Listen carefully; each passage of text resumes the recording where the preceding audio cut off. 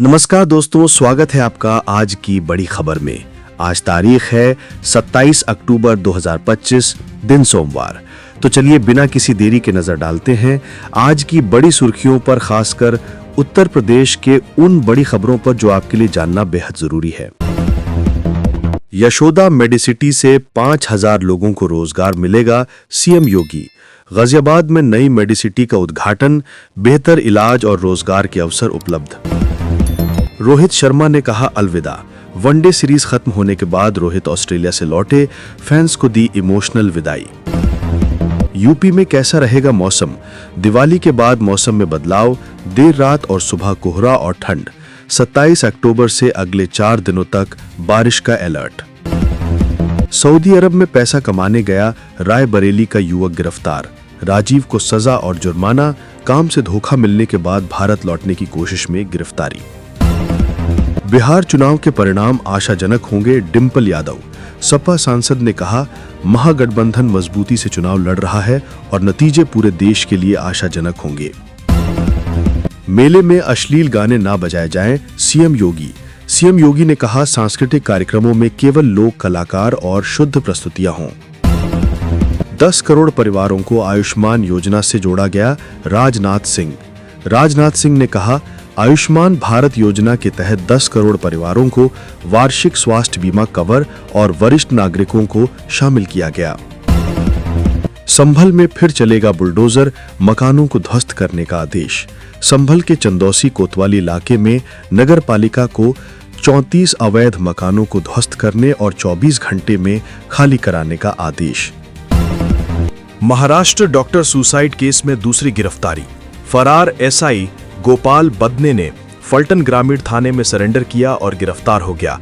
इससे पहले प्रशांत भांकर को भी गिरफ्तार किया जा चुका है। दोनों पर पीड़ित का रेप करने और आत्महत्या के लिए उकसाने का मामला दर्ज है। साड़ी नहीं मिली तो कुर्सी ही लेकर चल दी महिलाएं। अररिया में एनडीए कार्यालय उद्घाटन पर महिलाओं ने साड़ी न मिलने पर कुर्सी उठाकर गाली देते हुए मौके से चली गईं। 8.5 साल में यूपी में 42 मेडिकल कॉलेज और 2 एम्स बनाए गए। सीएम योगी ने कहा 8.5 साल में 42 मेडिकल कॉलेज और 2 एम्स बनाकर स्वास्थ्य सुविधाएं मजबूत की गईं। कपड़ा गोदाम में भीषण आग, हड़कंप। मुरादाबाद के बिलारी शाहबाद रोड पर कपड़ा गोदाम में भीषण आग लगी, जिससे इलाके में हड़कंप मच गया। दमकल विभाग की टीम मौके पर पहुंची और आग बुझाने का प्रयास जारी है। आग शॉर्ट सर्किट के कारण लगी बताई जा रही है। इससे लाखों रुपए का नुकसान हुआ। पति ने स्कूटी नहीं दिलाई तो पत्नी छोड़ गई। आगरा में पत्नी को बस से आने जाने में परेशानी थी। पति ने स्कूटी नहीं दिलाई तो नाराज होकर वो मायके चली गई। मामला पुलिस तक पहुंचा और परिवार परामर्श केंद्र में काउंसलिंग हुई। बाद में पति एक्टिवा दिलाने को राजी हुआ और दोनों खुशी खुशी घर लौट गए। सीएम योगी का हापुड़ दौरा, गंगा तट पर पूजा अर्चना।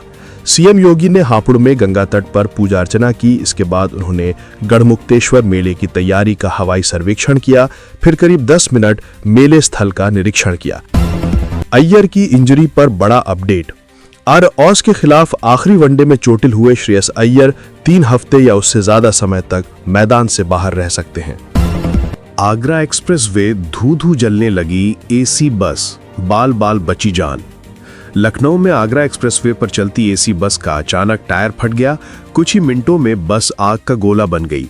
हादसे के वक्त 40 यात्री सवार थे, सभी सुरक्षित उतार लिए गए। सूचना पर पहुंची दमकल की टीम ने कड़ी मशक्कत के बाद आग पर काबू पाया। हादसा रविवार सुबह करीब 4:30 बजे एक्सप्रेसवे पर टोल प्लाजा के पास हुआ।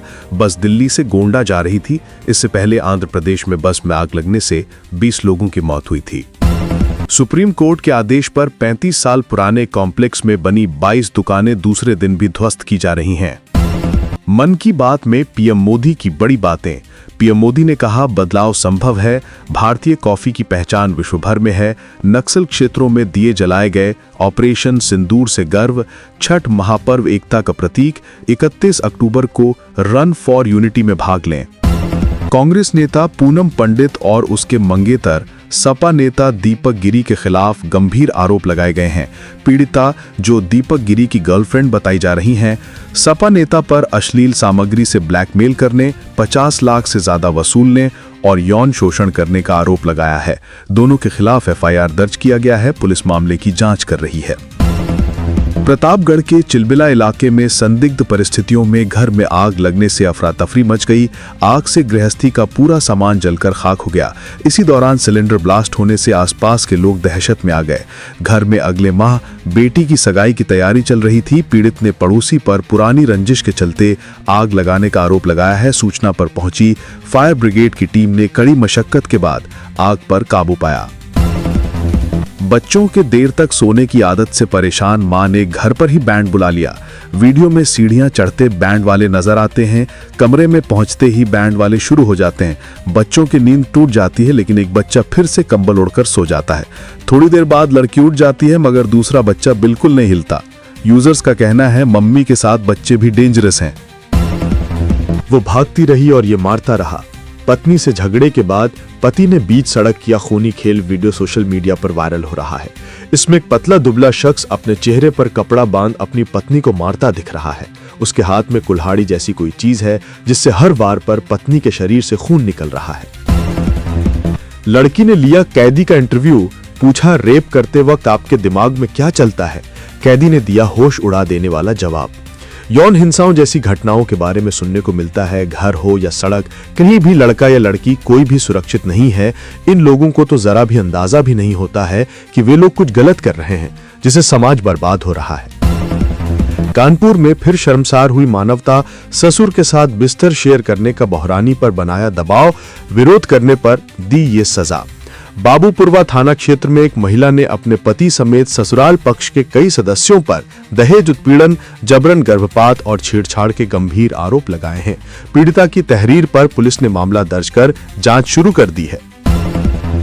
एक लड़की के चक्कर में मन्नू यादव और अश्विनी गुप्ता की दोस्ती का हुआ खूनी अंत। देवरिया का ये मामला हिलाकर रख देगा। 14 अक्टूबर के दिन देवरिया के भाटपारानी के बरीपार गांव स्थित पोखरे पर 19 साल के मन्नू यादव की लाश मिली थी। युवक को दर्दनाक मौत दी गई थी और शव पर 15 से अधिक वार धारदार हथियार से किए गए थे। बीआर गवई के बाद अगला सीजीआई कौन?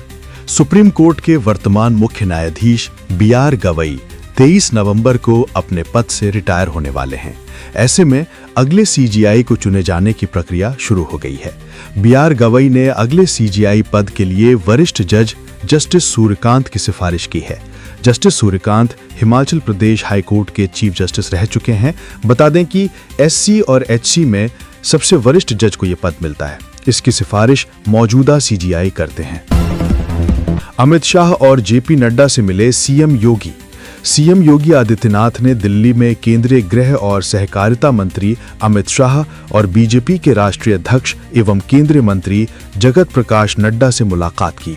सीएम योगी ने मुलाकात की तस्वीरें एक्स पर शेयर की हैं। इससे पहले शनिवार को योगी ने राष्ट्रपति द्रौपदी मुर्मू, उपराष्ट्रपति सीपी राधाकृष्णन और पीएम मोदी से मुलाकात की थी। सीएम योगी की केंद्रीय नेताओं से हुई इस मुलाकात को काफी अहम माना जा रहा है।